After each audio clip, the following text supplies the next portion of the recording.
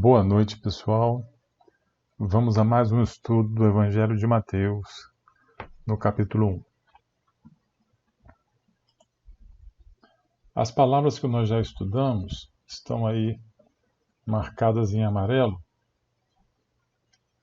foram frutos aí dos nossos encontros anteriores.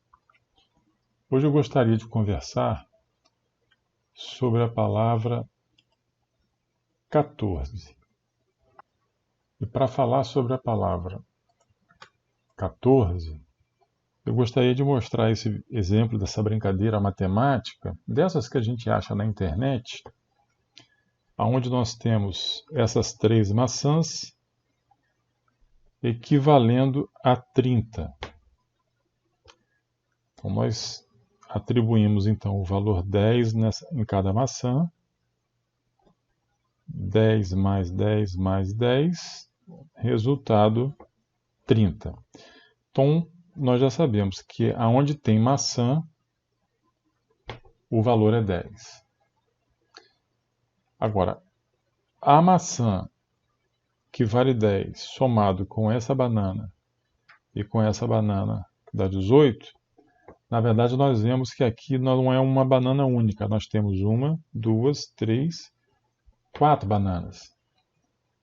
Então nós atribuindo o número 4 a cada penca dessa banana, nós temos 10 mais 4, mais 4, o resultado dá 18. Então nós sabemos que aonde tem penca de banana, vale 4. Agora, 4 menos 2 cocos, nós temos o resultado 2. Então cada coco fica valendo 1. Então um coco sozinho vale 1. O cacho de banana vale 4. A maçã vale 10. Então 1 mais 4, 5, mais 10, o resultado dessa charada é 15. Por que isso é importante? Porque no estudo de hoje, nós vamos trazer para nós uma particularidade do mundo bíblico judaico que nós temos defendido bastante aqui, não indo com muita profundidade, mas fazendo referências, fazendo consultas às obras de estudiosos respeitáveis, judeus, por entender que a Bíblia nasceu nesse cenário, nasceu nesse contexto, e que a inspiração do povo é uma inspiração dentro de uma cultura judaica.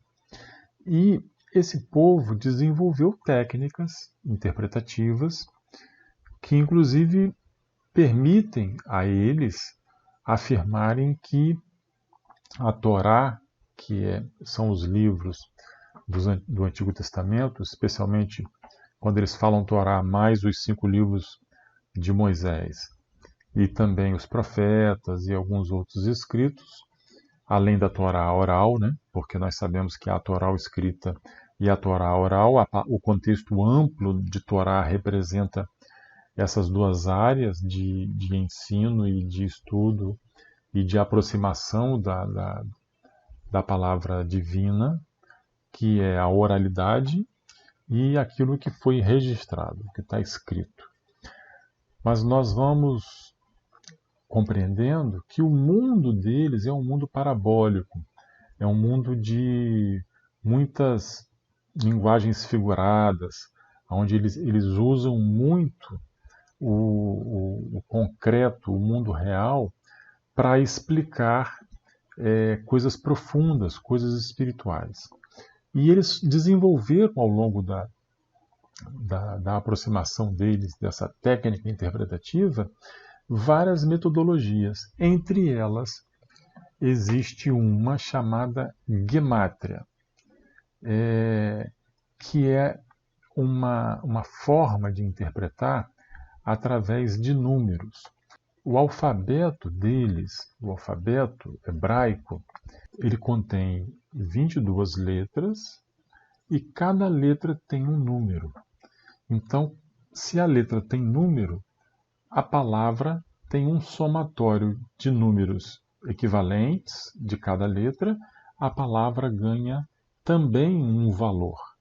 E eles desenvolveram ao longo de milênios uma sensibilidade interpretativa aonde palavras, que apesar de serem palavras diferentes, mas que quando você soma os valores de cada letrinha hebraica que compõe a palavra, chega no mesmo resultado numérico, elas têm equivalência de sentido.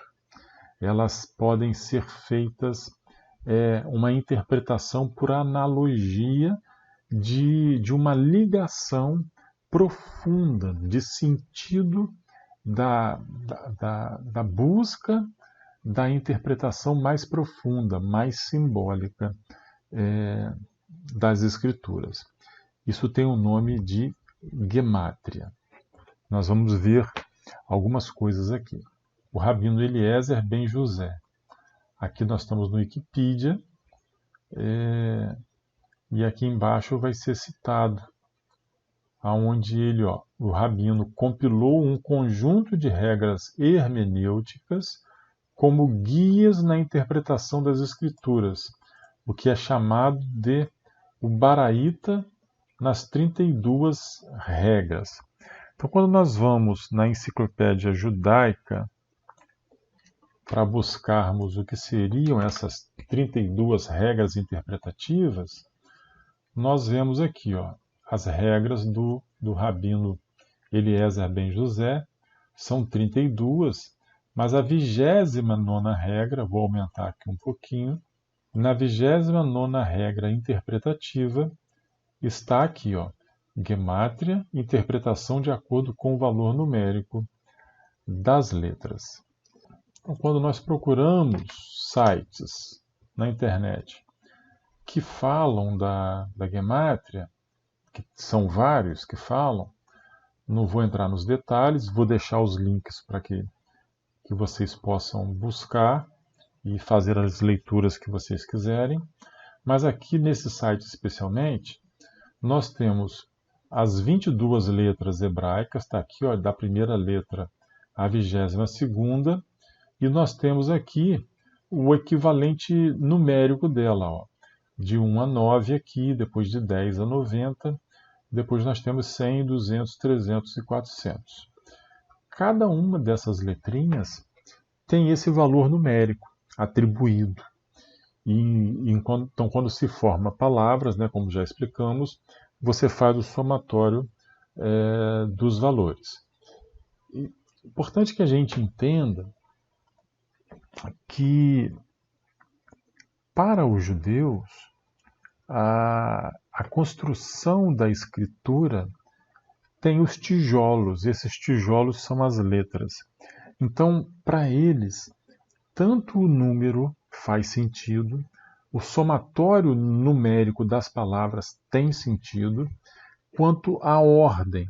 Nós vamos ver que pequenas alterações de posição de letras, então as mesmas letras fazendo uma alteração na ordem, na posição delas, na grafia da palavra, as palavras são escritas com as mesmas letras, mas elas têm um sentido bem diferente, e eles usam isso como uma sensibilidade a mais, como uma cultura bastante rica de conhecimento, de interpretação das Escrituras, que nós precisamos lançar mão, até porque nós estamos vendo, inclusive, no capítulo de Mateus, que ali tem o número 14, e nós já vamos entender o porquê que escolhemos esse número, porque isso tem a ver com a gemátria, ok? Então, como nós já vimos, aqui é um outro alfabeto, onde nós temos a primeira letra, o Aleph, a segunda, o Beit, o Gimel, terceira, o Dalet, a quarta letra, o Rai, a quinta, e o Vav, que é a a sexta letra. E vemos aqui o numeral. Aqui vale 1, aqui vale 2, aqui vale 3, aqui vale 4, 5, 6. Aqui o Zain vale 7, o 8, o 9, ok? Mas aqui começa o 10, o 20, o 30. Mas nós temos interesse especial na palavra Davi. O alfabeto hebraico, ele não tem as vogais. Então as palavras são escritas apenas com as consoantes. Então a palavra Davi, de forma original, ela é escrita com 3 letras, o D, o V e o D, que são o Dalet, que é o D, e o Vav, que é o V. E nós vemos que o Dalet vale 4 e o Vav vale 6. Então aqui nós temos um Dalet, aqui no V de Davi nós temos um Vav, que vale 6.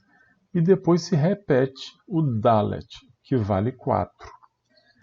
Então nós temos o Dalet, o Vav, e repetimos o Dalet. Em hebraico, essa é a palavra Davi, escrita apenas com 3 consoantes. A vogal está implícita aí, tem formas de você grafar, como já explicamos, é a grafia massorética. Mas essas letras têm valor. Elas equivalem a 4 no Dalet e 6 no Vav. Quando você faz a soma, olha o número que nós encontramos, achamos o valor 14. Então, não por coincidência, na passagem de Mateus, que está no capítulo 1, ele se refere ao número 14 algumas vezes. 14, uma vez, 14 duas vezes, 14 3 vezes. E uma curiosidade do cuidado que houve aqui, se nós contarmos os nomes na genealogia, vamos tentar descobrir qual é o 14º nome. Olha só, Abraão é o primeiro nome, aí gerou Isaac. Então Isaac é o segundo nome, que gerou Jacó. E assim sucessivamente. Então Jacó é o terceiro nome, Judá é o quarto nome, Pérez é o quinto nome, Esrom é o sexto nome, Arão é o sétimo, Aminadab é o oitavo, Naasson é o nono, Salmão é o 10º, Boaz é o 11º, Obed é o 12º, Jessé é o 13º e Davi, o rei Davi, é o 14º nome. Então também Mateus, quando escreveu o seu evangelho, ele além de ter explicitamente escrito a palavra 14 diretamente, ele também colocou o nome de Davi na 14ª posição na lista dos nomes. Então essa é a forma judaica de fazer os textos. Uma forma que tem poesia, uma forma que tem uma construção literária sensível, extremamente inteligente, extremamente encantadora, profunda, e que esse povo conhece isso há muito tempo, há milênios. Então, quando um judeu lê o texto, ele logo busca no texto, porque ele reconhece de forma fácil esses sinais, esses códigos, que para nós é novidade, para eles não é, né? Então é importante saber que Mateus está frisando, através dessa forma de escrever que eles têm, a vinculação do Messias, Jesus, com a casa de Davi. Então nós temos esse livro, que é da professora Julia Blum, Unlocking the Scriptures. A professora Julia Blum, ela é professora do Instituto Bíblico, de Estudos Bíblicos de Israel, né? Uma escola famosa que tem aí para estudar a Bíblia. E o que ela diz nesse livro? Olha, o Evangelho de Mateus, o primeiro evangelho do Novo Testamento, abre-se com a genealogia de Jesus. Mateus apresenta os nomes desta genealogia em 3 conjuntos de 14 gerações cada. Então ela está repetindo aqueles versículos que nós já frisamos. Todas as gerações, desde Abraão a Davi, são 14 gerações. De Davi até o cativeiro também da Babilônia são 14. E do cativeiro da Babilônia até o Cristo são 14. Então, 14 parece um número estranho, que não tem um significado na Bíblia fora dessa passagem. Então, por que 14? Ela faz a pergunta. O número 14 é um exemplo claro de gematria, ou gemátria, um método interpretativo judeu que atribui números a cada letra hebraica. Então, a gemátria, ou gematria, é gemátria, né? A gemátria calcula o valor numérico de uma palavra em particular e depois faz a correspondência com outra palavra, com exatamente o mesmo valor numérico, revelando assim uma ligação entre elas. Mateus constrói sua genealogia em torno do número 14, porque o nome Davi, em hebraico, tem valor 14. Já vimos isso. Dalet, o Vav e o Dalet, 4, 6 e 4, somando tudo, dá 14. Também Davi é o 14º nome listado na genealogia. A ênfase em Davi aqui é muito clara. Mateus usa o número 14 para ligar Jesus ao rei Davi, e assim apresenta a sua genealogia de uma forma distintamente judaica, porque é uma forma integralmente desse povo de escrever. É toda uma configuração muito peculiar que eles têm, faz parte da cultura. Isso é habitual entre eles, tanto para quem escreve quanto para quem lê. Tanto a genealogia, que para nós é uma coisa diferente, quanto a própria gemátria, são coisas importantes para os judeus do primeiro século. Portanto, era importante também que Mateus usasse essa forma de expressão, usasse esse mesmo número para deixar absolutamente clara a conexão entre Jesus e Davi. E por que ele precisa fazer isso? Porque a aliança davídica que nós temos aqui quando o profeta Natã conversa com Deus e recebe uma ordem de Deus para conversar com Davi, isso está no livro de Samuel, segundo livro de Samuel, capítulo 7, a partir do versículo 8, é o que Natã recebe de orientação para falar para Davi. Nós já lemos isso em outros vídeos, mas é importante que nós repitamos a leitura. Então, o Senhor diz assim para Natã: agora diga ao meu servo Davi, assim diz o Senhor dos Exércitos, eu tirei você das pastagens e do trabalho de andar atrás das ovelhas, para que você fosse príncipe sobre o meu povo, sobre Israel. Estive com você por onde quer que você andou, e eliminei todos os seus inimigos diante de você. Engrandecerei o seu nome, como só os grandes têm na terra. Prepararei um lugar para o meu povo, para Israel, e o plantarei para que habite no seu lugar e não seja mais perturbado. E jamais os filhos da perversidade o afligirão, como no passado, desde o dia em que mandei que houvesse juízes sobre o meu povo de Israel. Eu lhe darei descanso de todos os seus inimigos. O Senhor também lhe faz saber que ele, o Senhor, fará uma casa para você. Quando os seus dias se completarem e você descansar com os seus pais, então farei surgir depois de você o seu descendente, que procederá de você, e estabelecerei o seu reino. Este edificará um templo ao meu nome, e eu estabelecerei para sempre o trono do seu reino. Eu lhe serei por pai, e ele me será por filho. Se vier a transgredir, eu o castigarei com varas de homens e com açoites de filhos de homens. Mas a minha misericórdia não se afastará dele, como a retirei de Saul, a quem tirei diante de você. Quanto a você, a sua casa e o seu reino serão firmados para sempre diante de mim.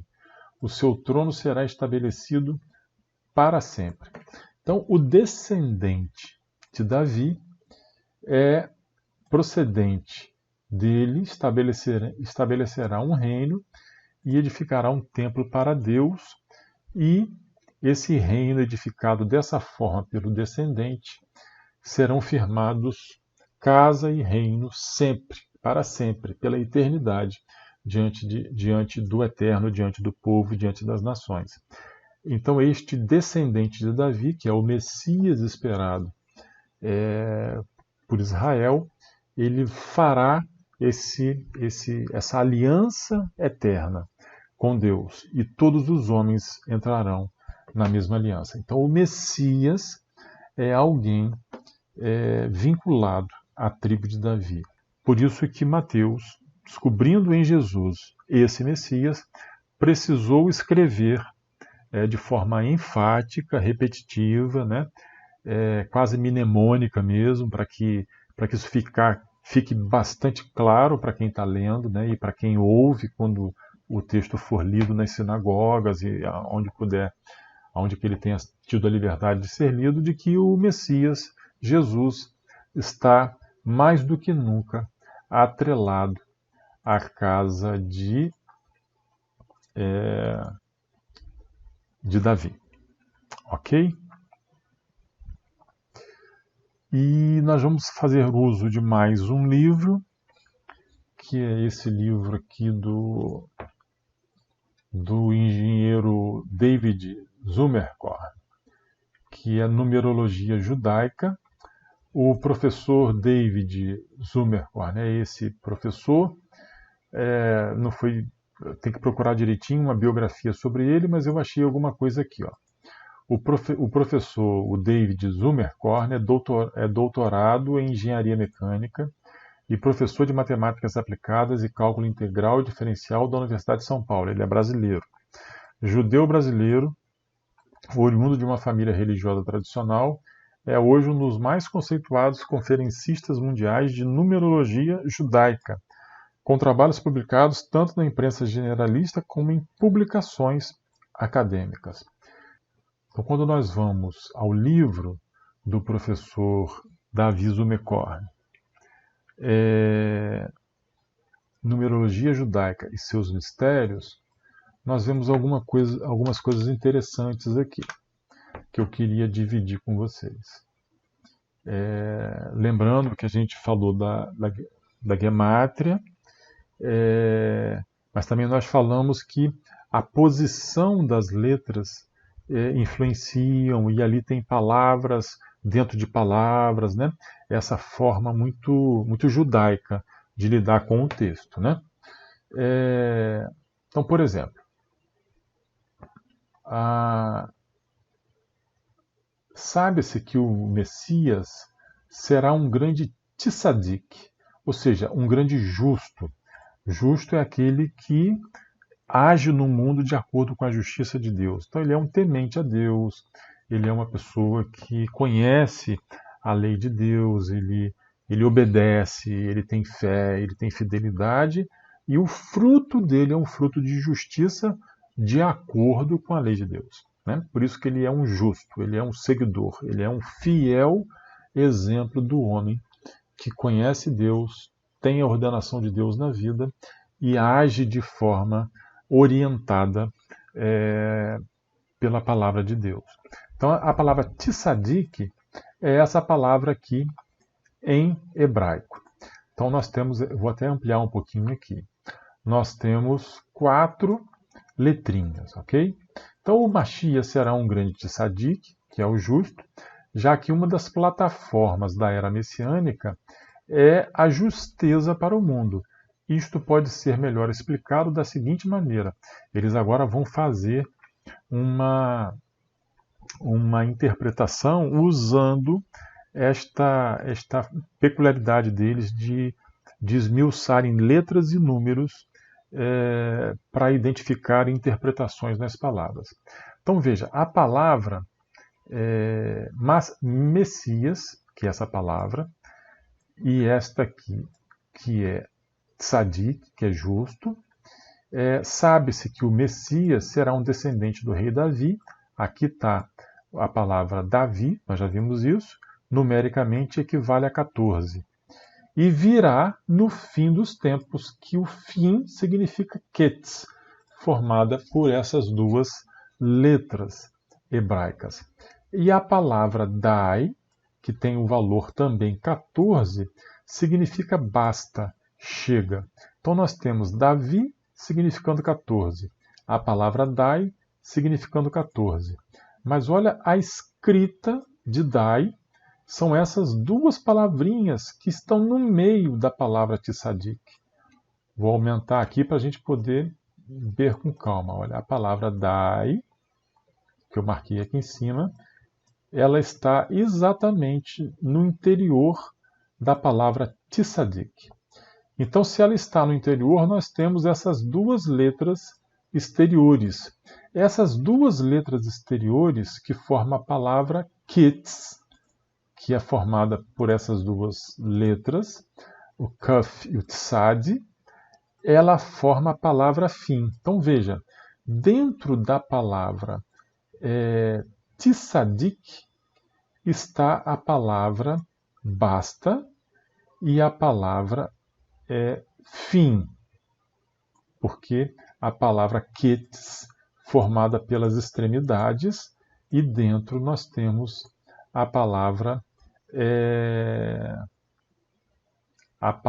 Dai, que significa basta. Então, essa forma de grafia, eles chegam nessa interpretação. Olha, assim o descendente da casa de Davi, que será um justo, está intimamente associado ao fim dos tempos, pedindo chega, basta de exílio, confirmando as palavras do Rebbe Lubavitcher, que diz isso, Doloi Galut, que é basta de exílio, basta de prisão, basta de escravidão. Então a justiça trazida pelo Messias é uma justiça que envolve a libertação desses exílios, desse exílio de Deus, desse afastamento do divino. Haverá um reencontro com o divino para todos, e isso acontecerá no fim dos tempos, de acordo com a justiça de Deus. Tudo isso dentro da grafia, do numeral e da posição das palavras, das letras dentro das palavras. Mas uma coisa que eu gostaria de frisar também aqui é que, lembra que eu expliquei que não só os números, mas uma forma muito interessante que eles têm de interpretação é a posição, a inversão de posição das letras nas palavras, porque é um vocabulário montado em cima de 22 consoantes. Então as palavras acabam tendo grafias muito parecidas. Então vejamos, a palavra Machia e a palavra Smack. Vejam, eu vou aumentar aqui para a gente poder ver com mais calma. As letras são as mesmas. Olha, tá vendo? Essa letra com essa, com essa com essa. Então, são as mesmas letras com uma inversão. Nós vemos que o simples fato de nós fazermos uma inversão nas letras, a palavra Machia, com as mesmas letras, mas escrita com uma alteração, vira Rismak, que é ele alegrará. Então, olha o significado que eles dão. Isso significa que o mundo se rejubilará. através da grande revelação do conhecimento de Deus, através do Mashiach, do Messias. E no nosso caso, nós sabemos que o Messias é Jesus. E aqui nós vamos partir para os textos espíritas. Então a gente quis mostrar um pouquinho da metodologia deles de escrita, de grafia, a simbologia disso, a sensibilidade disso, a riqueza da poesia deles, da literalidade deles, da literatura. Mas como que isso também ganha multiplicidades de profundidades de interpretações sensíveis, buscando a sensibilidade.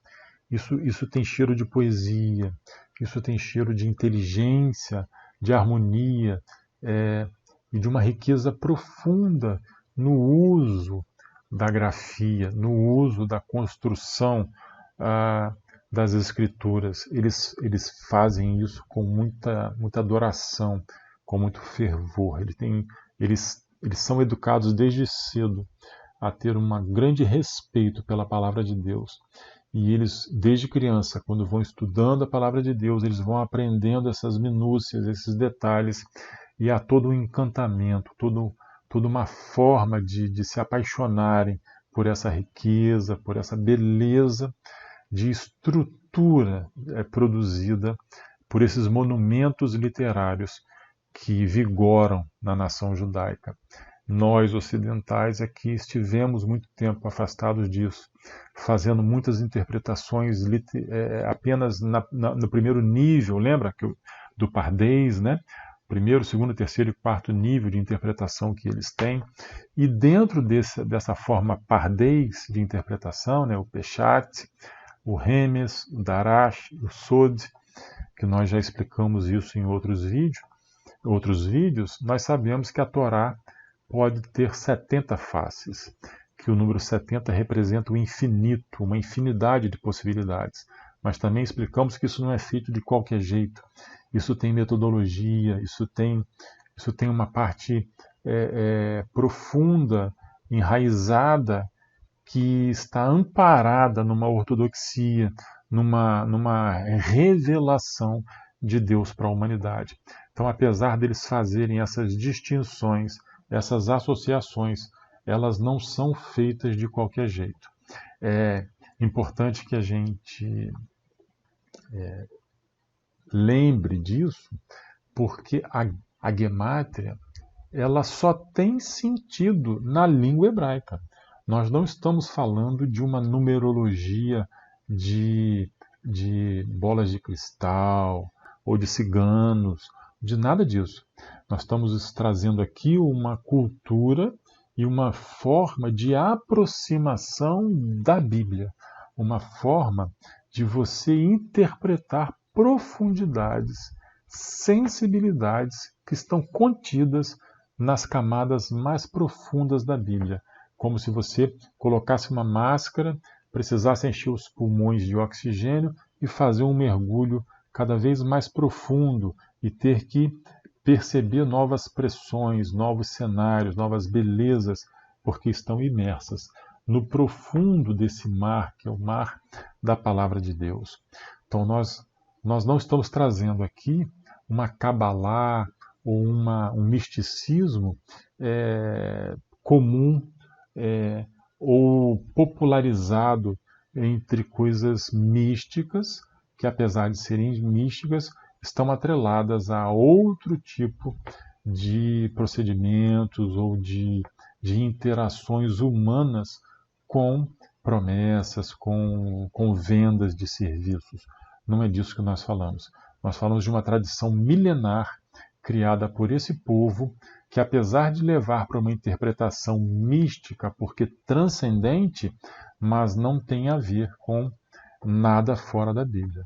É uma interpretação que estuda o texto bíblico, se aprofunda no mesmo texto bíblico e extrapola sentimentos e principalmente vinculações interpretativas. É um mundo muito rico que esse povo tem. E nós precisamos respeitar, precisamos sempre nos lembrar que Jesus era judeu, o povo é judeu, o texto é judeu, a metodologia de escrita é judaica, a cultura é judaica, a forma interpretativa é judaica, a forma transmitida é judaica.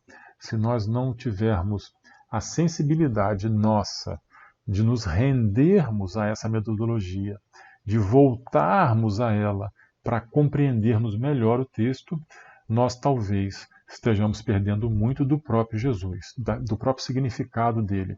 Simples palavras numéricas transmitem numa mesma palavra vários sentidos, mas todos interligados, todos que nos levam para o mesmo patamar interpretativo, mas muito mais sensível do que apenas literal, do que apenas histórico ou do que apenas acadêmico. Então, nós não fazemos uma interpretação à luz da doutrina espírita para discutir com a academia ou para fazermos nenhum tipo de debate ou de brigas ou de disputas. Não. Nós estamos preocupados em usar tanto a tradição judaica e trazermos a doutrina espírita para irmos na parte moralizadora da nossa vida íntima, dos nossos pensamentos, das nossas emoções. É isso que nós buscamos através desses estudos aqui. Respeitar as tradições, compreendê-las, trazê-las à luz da nossa interpretação, mas caminharmos para a doutrina espírita. E no dia de hoje, neste estudo de hoje, nós gostaríamos de deixar frisado essa parte do júbilo.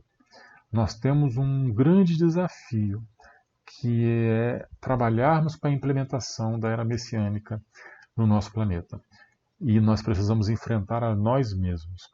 E muitas vezes nós vamos perceber que o que nos é pedido pela palavra de Deus é algo que aparentemente está destoado da nossa paz, destoado da nossa segurança, porque fomos ensinados durante muito tempo a buscarmos uma paz amparada no sucesso humano, uma paz amparada nos recursos financeiros humanos, na figura de sermos vencedores neste mundo porque conseguimos o título A, B ou C, ou porque ganhamos as cifras A, B ou Y ou W, e quanto mais nós temos esta vitrine para os homens, mais fama, mais poder, mais persuasão e mais reconhecimento do mundo nós temos. E assim fomos ensinados. E talvez ainda tenhamos cometido os mesmos equívocos ensinando os nossos próprios filhos que a salvação, o sucesso, o objetivo da vida é conquistar essas coisas. E nós temos aprendido, desde que começamos e temos mergulhado cada vez mais, a entender que não. Com a doutrina espírita, nós temos uma revelação de um futuro plenamente espiritual, de que nós somos espíritos imortais, nós estamos numa escola magnífica que é esse planeta Terra, mas todas as nossas experiências são para que nós equilibremos em nós o divino. De fato, façamos uma nova busca de nós mesmos, mas achando em nós o divino, a potencialidade da semente do divino que precisa fecundar a nossa intimidade. E quando nós lemos nessa profundidade os textos bíblicos e trazendo principalmente os textos da doutrina espírita, fica parecendo que eu tenho que dar um testemunho, uma renúncia, e que isso pode ser pesaroso, que isso pode ser pesado mesmo, né? Isso pode ser extremamente desafiador, porque mexe com a nossa zona de conforto. Então, nesse sentido, sim, nós não estamos habituados a entregar uma vida cristã, no sentido mais profundo da palavra. Nós nos acostumamos a termos vinculações exteriores de cristãos, a ritos, a templos, a reuniões, que são dignas, fazem parte do processo, mas isso não significa que a nossa mente, que o nosso sentimento está rendida, está comprometida, está direcionada plenamente por Deus, por um Cristo que precisa viver em nós. Então, esta busca por essa coerência com a palavra de Deus em nossas vidas nos afasta muitas vezes de desejos de sucessos dos homens. É preciso buscar caminho de simplicidade, de fraternidade, de perdão, de saber enxergar no seu irmão, mesmo que ele esteja equivocado, o seu irmão, que o pai dele também é seu pai, e que nós temos que caminhar para um relacionamento mais fraterno, onde a paz e o amor sobressaia em todas as relações e que nós possamos ter respeito por todas elas.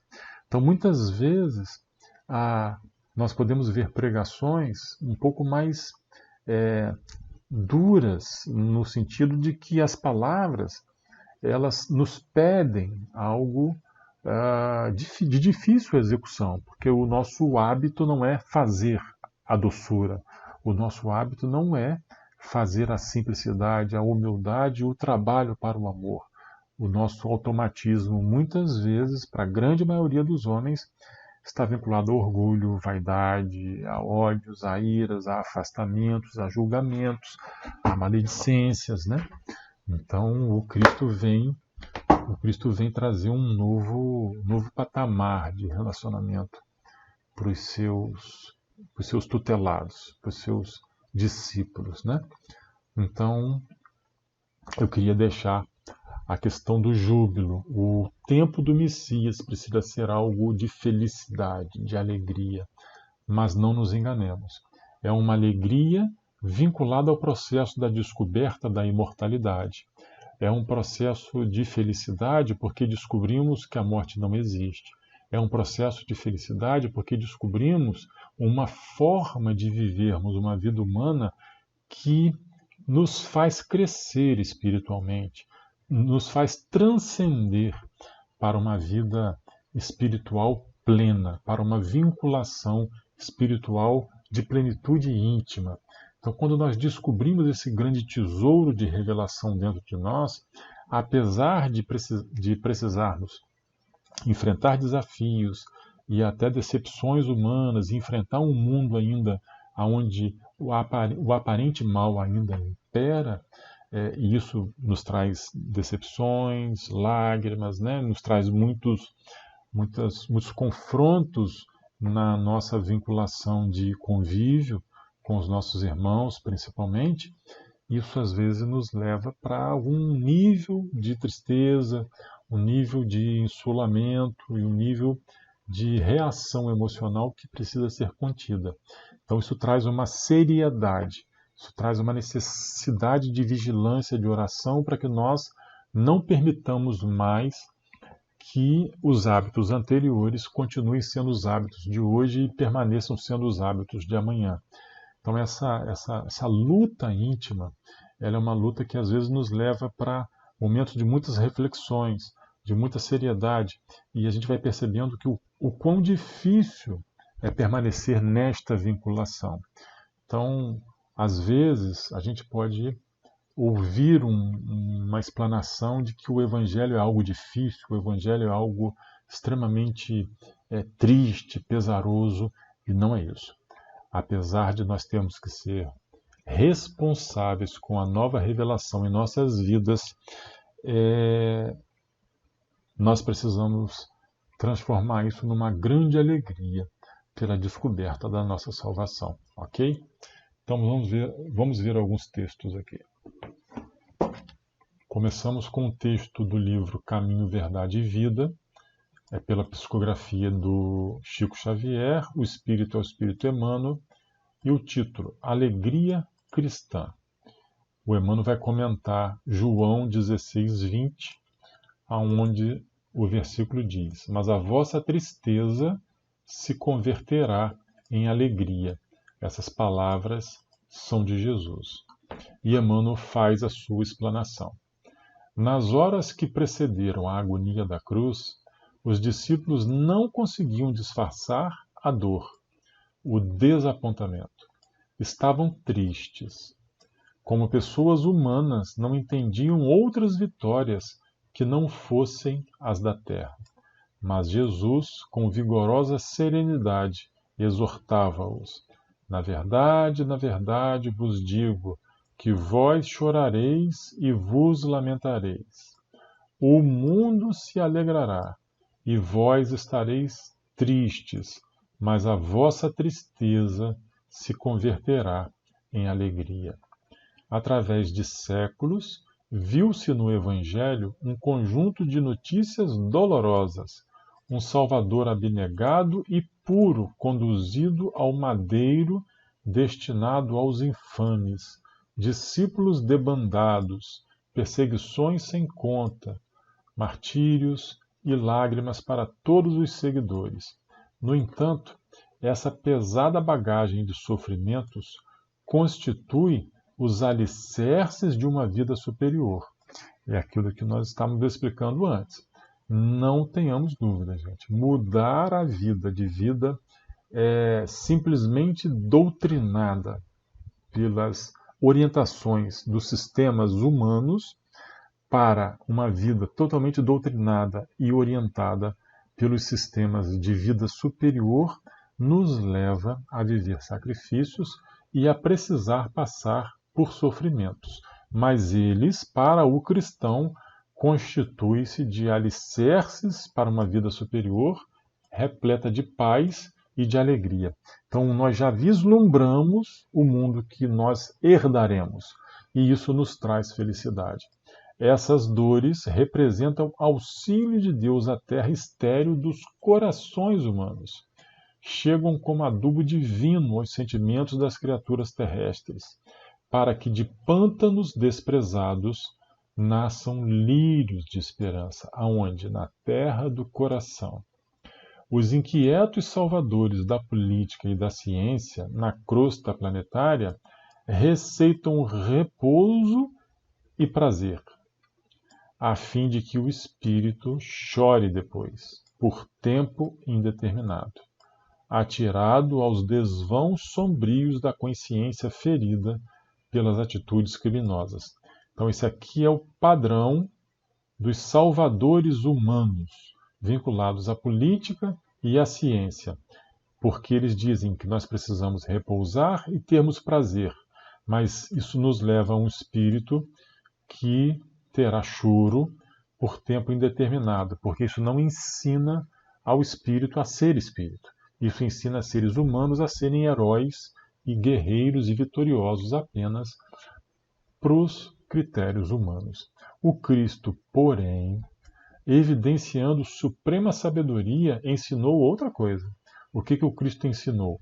A ordem natural para a aquisição das alegrias eternas, demonstrando que fornecer caprichos satisfeitos, sem advertência e medida às criaturas do mundo, no presente estado evolutivo, é depor substâncias perigosas em mãos infantis. Por esse motivo, Jesus reservou trabalhos e sacrifícios aos companheiros amados, para que se não perdessem na ilusão e chegassem à vida real. Não é a vida na terra, é a vida do espírito, não é a vida material, é vida plena espiritual. Então ele reservou trabalhos e sacrifícios para que, perdendo a ilusão e chegando nessa vida real, chegassem com um valioso patrimônio de estáveis edificações. Eis porque a alegria cristã não consta de prazeres da inconsciência, mas da sublime certeza de que todas as dores são caminhos para júbilos imortais. Vamos ver mais um aqui. No livro Roteiro, também do médium Chico Xavier, o Espírito também é o Emmanuel, é o capítulo 14, Evangelho e Alegria. Vamos lá. Grande injustiça comete quem afirma encontrar no Evangelho a religião da tristeza e da amargura. Indubitavelmente, o sacerdócio muitas vezes impregnou o horizonte cristão de nuvens sombrias, com certas etiquetas de culto exterior, mas o cristianismo, em sua essência, que é o que o Espiritismo veio relembrar ao mundo, não o cristianismo vinculado a cultos exteriores, mas achar o cristianismo na essência da alma dos homens, essa é a revelação da profunda alegria do céu entre as sombras da terra. Esse é o significado da vinda do Cristo. Alegria do céu, iluminação vinda do alto, chuva de luz que vem do alto, chuva de espírito de santificação que vem do alto, descendo sobre as sombras da terra. A vinda do Mestre é precedida da visitação dos anjos. Maria, jubilosa, conversa com o mensageiro divino que a esclarece sobre a chegada do embaixador celestial. Nasce Jesus na manjedoura humilde, que se deslumbra ao clarão de inesperada estrela. Tratadores rústicos são chamados por um emissário espiritual, repentinamente materializado à frente deles, declarando-se portador das notícias de grande alegria para todo o povo. No mesmo instante, vozes cristalinas entoam cânticos nas alturas, glorificando o Criador e exaltando a paz e a boa vontade entre os homens. Começam a reinar o contentamento e a esperança. Mais tarde, o Mestre inicia o seu apostolado numa festa nupcial, assinalando os júbilos da família, como que percebendo limitação e estreiteza em qualquer templo de pedra para a sua palavra no mundo, o Senhor principia as suas pregações à beira do lago, no pleno santuário da natureza. Flores e pássaros, luz e perfume representam a moldura de sua doutrinação. Multidões ouvem-lhe a voz balsamizante. Doentes e aleijados tocam-se de infinitas consolações. Pobres e aflitos entreveem novos horizontes no futuro. Mulheres e crianças acompanham-no alegremente. O sermão da montanha é o hino das bem-aventuranças, suprimindo a aflição e o desespero. Por onde passa o divino amigo, estabelece-se o contentamento contagiante. Em pleno campo, multiplica-se o pão destinado aos famintos. O tratamento dispensado pelo Mestre aos sofredores, considerados inúteis ou desprezíveis, cria novos padrões de confiança no mundo. Desdobra-se o apostolado da Boa Nova, no clima da alegria perfeita. Cada criatura que registra as notas consoladoras do Evangelho começa a contemplar o mundo e a vida através de prisma diferente. Importante que frisar isso. Quem se aproxima do Evangelho, na essência do Evangelho, não pode mais olhar para o mundo com os mesmos objetivos, com os mesmos desejos e com as mesmas metas de conquistas. Tudo precisa ser novo. Surge-lhe a Terra por bendita escola. Então, em vez do planeta ser um local para você ser famoso, rico e idolatrado e conhecido e abençoado por um sistema capitalista ou um sistema de qualquer tipo de reconhecimento humano, a Terra, para quem se aproxima do Evangelho com seriedade, com sinceridade, a Terra deixa de ser um ambiente para vitórias humanas, para se transformar numa bendita escola de preparação espiritual, com muito serviço santificante para todos. Cada enfermo que se refaz para a saúde é veículo de bom ânimo para a comunidade inteira. Cada sofredor que se reconforta constitui edificação moral para a turba imensa. Madalena, que se engrandece no amor, é a beleza que renasce eterna, e Lázaro, que se ergue do sepulcro, é a vida triunfante que ressurge imortal. E ainda, do suor sangrento das lágrimas da cruz, o Senhor faz que flua o manancial da vida vitoriosa, para o mundo inteiro, com o sol da ressurreição a irradiar-se para a humanidade, sustentando-lhe o crescimento espiritual na direção dos séculos sem fim. Então, nós encerramos o estudo de hoje da Gemátria, do número 14, vinculando a Davi. Explicamos um pouquinho, muito pouquinho mesmo, do que seja essa metodologia tão profunda, tão extensa e milenar desse povo, e uma das vertentes interpretativas, das poucas que vimos, depreendemos que a chegada de Jesus no mundo representa alegria. Então, a chegada de Jesus no nosso mundo íntimo precisa representar uma extrema alegria para todos nós. Então, eu desejo que todos nós tenhamos compreendido o desafio do Evangelho. É doar a nossa vida para Jesus. Dar sacrifícios nesta vida para Jesus, mas com plena alegria, com plena convicção do mundo imortal, de uma alma imortal, de um reino imortal espiritual, que nós passamos a ser herdeiros. Essa é a maior felicidade que nós podemos angariar e desejar em nossas vidas. Obrigado. Até a próxima.